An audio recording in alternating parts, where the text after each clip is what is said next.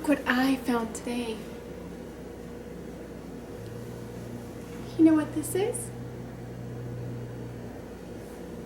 It's a crutch. A little boy used this a long time ago. His name was Mephibosheth. You see, I used to be Mephibosheth's nurse when he was a little boy. And one day, something terrible happened. You see, Mephibosheth was the son of a prince, Prince Jonathan. And Prince Jonathan was the son of King Saul. King Saul was king over Israel, and he was fighting, and he lost his life on Mount Gilboa, and Jonathan died with him. I heard the news from Jezreel. So Mephibosheth, your dad's away fighting a war. Do you remember who he's fighting? The Philistines? That's right, the Philistines.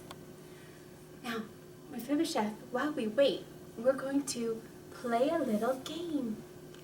Now, let's remember, who is your dad? Jonathan. And who is your granddad? Saul.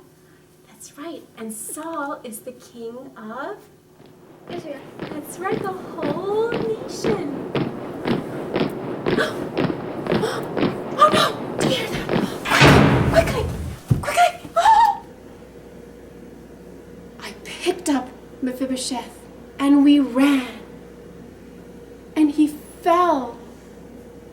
And he hurt both his feet and became lame and he could not walk. That's why he needed a crutch. He was only 5 years old. After King Saul's death, there is a terrible time of war in Israel. David was made king over Judah. For 7 years he reigned in Hebron, and then he became king over all Israel. And one day he remembered Jonathan, his friend, and he remembered the promise he had made to Jonathan. And he asked, and he said, "Is there any of the house of Saul to whom I may show kindness?" And Mephibosheth was brought before him. And from that day on,